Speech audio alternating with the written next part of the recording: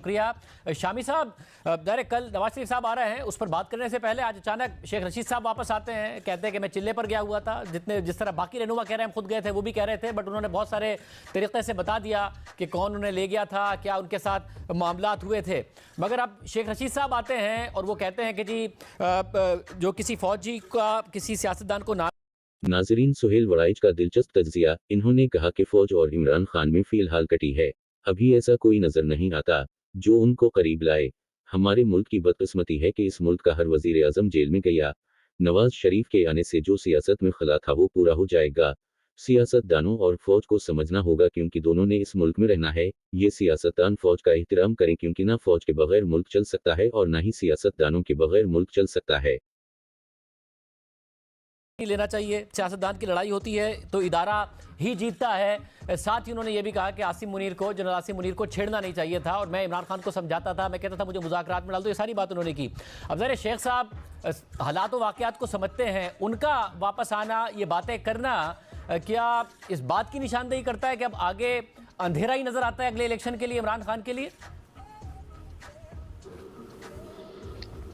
देखिए, शेख साहब जो कुछ कह रहे हैं, बात यह है कि वो उसकी टाइमिंग क्या है, किस वक्त कह रहे हैं और किन हालात में कह रहे हैं। और फिर चेयरमैन पीटीआई जो हैं वो उनके साथ मुत्तफिक हैं, नहीं मुत्तफिक हैं, उनकी हिकमत अमली क्या है।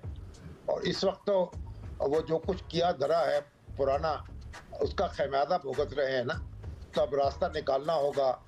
तो कहते पंजाबी का मुहावरा है कि जो गिरे हाथ से डाली जाती हैं वो दांतों से निकाली जाती हैं। तो ये सिर्फ बात करने से या इंटरव्यू देने से या कोई मुतालबा करने से तो बात आगे नहीं बढ़ेगी। बुनियादी बात यह है कि नवाज शरीफ साहब आ रहे हैं और नवाज शरीफ साहब भी एक बड़े प्लेयर होंगे। तो नवाज शरीफ के और पीटीआई के चेयरमैन के और दूसरी सियासी कुव्वतों के दरमियान कोई मुफाहमत होनी चाहिए, कोई रास्ता निकलना चाहिए। तो उसके बाद किसी दूसरे अदारे की बात तो बाद में होगी ना। तो पहले तो सियासी जमातें जो हैं और सियासी रहनुमा जो हैं, उनको किसी प्रोग्राम पर, किसी लाए अमल पर मुत्तफिक होना होगा। ये मेन स्टेक होल्डर्स तो वो हैं। जब वो मुत्तफिक हो जाएंगे और फिर एक दूसरे का रास्ता नहीं रोकेंगे तो फिर मामला जो है मुख्तलिफ हो जाएगा। और वराई साहब आप बताइएगा, जो बहुत सारे सियासतदान हैं वो जब आए हैं उन्होंने बहुत सारी बातें की हैं, इमरान खान को चार्जशीट किया, शेख रशीद साहब ने उस तरह चार्जशीट नहीं किया है। उन्हें कौन ले गया था ये बात तो वाज़ेह है, मगर बहुत सारे सहाफ़ी ऐसे हैं जो ये बताएंगे कि शेख रशीद साहब जब इमरान खान साहब के साथ भी थे, वो टीवी पे जो भी कहते थे, मगर टीवी के अलावा ऑफ द रिकॉर्ड ये बातें कर रहे होते थे कि जी हम गलत डायरेक्शन में जा रहे हैं, मैं तो बड़ी समझाने की कोशिश कर रहा हूँ, कहीं तसादुम ना हो जाए। मगर वो साथ में ये भी कहते थे कि मैं सीट जीत नहीं सकता, अगर इमरान खान को छोड़ दूं तो मैं इमरान खान को छोड़ नहीं सकता। मगर अब सामने आना, ये बातें करना किस तरफ निशानदेही कर रहा है? अगले इलेक्शन से पहले अंधेरा ही नजर आ रहा है तहरीक इंसाफ के लिए? देखिए जी, पहले तो नवाज़ शरीफ की आमद की बात हो जाए तो मैं ये समझता हूँ कि नवाज़ शरीफ के आने से जो पाकिस्तानी सियासत में जमूददारी था वो कम से कम ख़त्म हो जाएगा और पाकिस्तानी सियासत स्टैंड स्टिल पे खड़ी थी। ऐसे लगता था कि ना तहरीक इंसाफ में कोई जुम्बश है 9 मई के वाक़े के बाद, और ना ही PMLN या पीपल्स पार्टी में। तो कम से कम पाकिस्तानी सियासत एक स्टेप आगे चली जाएगी। अब दूसरी तरफ आपका जो इशारा है कि भाई PTI का क्या बनेगा, तो बज़ाहिर तो इस वक्त तक PTI और हमारी जो इस्टेब्लिशमेंट है, मुक़्तदरा है, उसके दरमियान कुट्टी है और कोई दरमियान में कोई पढ़ने वाला नहीं है जो इस कुट्टी को ख़त्म करा दे।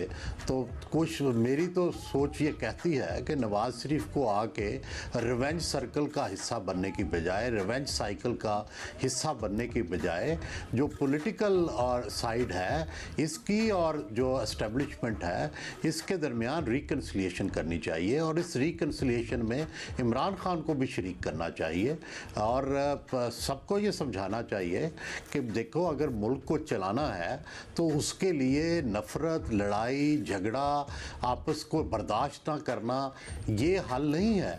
अल्टीमेटली अगर पाकिस्तान को चलाना है तो उसका हल मफाहमत है, जमहूरियत है, पार्लियामेंट में साथ साथ बैठना है, इलेक्शन है।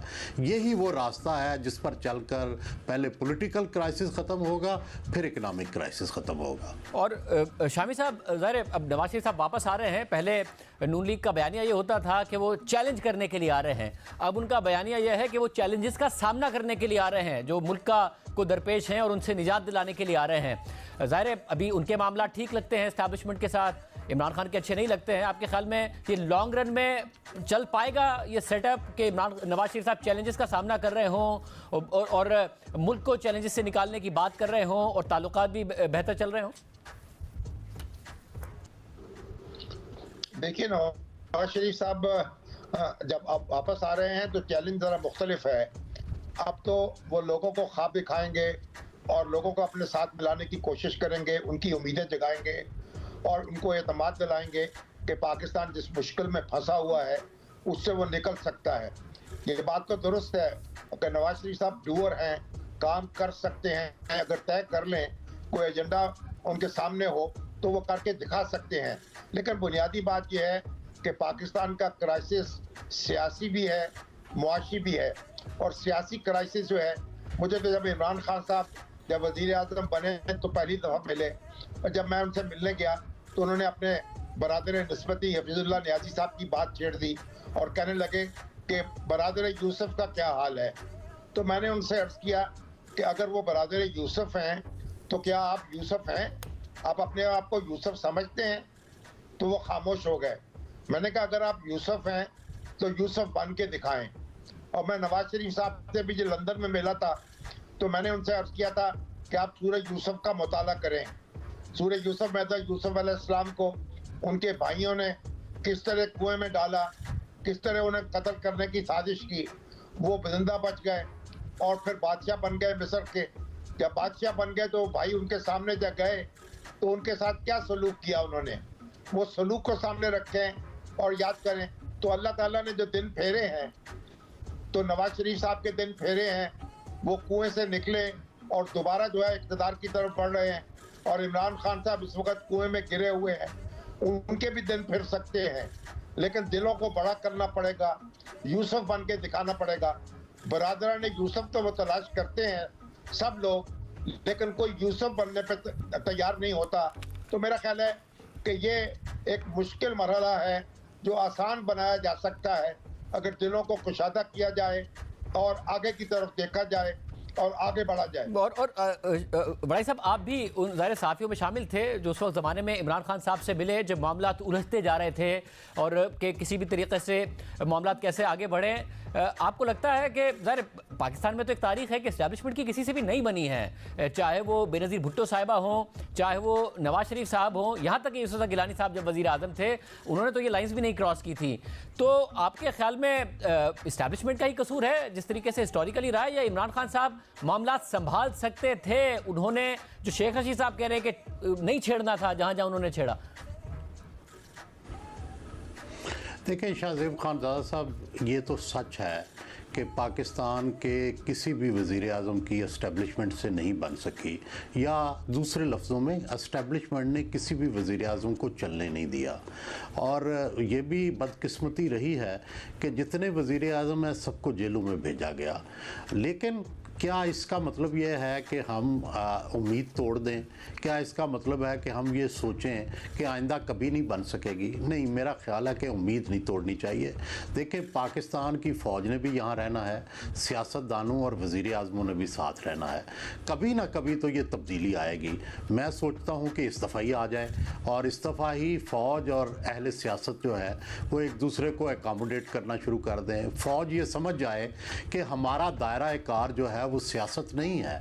और सियासतदान ये समझ लें कि भाई फ़ौज उनका एक डिफेंस आर्म है और उसके मशवरे से चलना है। तो यही रास्ता दुनिया ने अपनाया, हम क्यों नहीं आखिर वो रास्ता अपना सकते।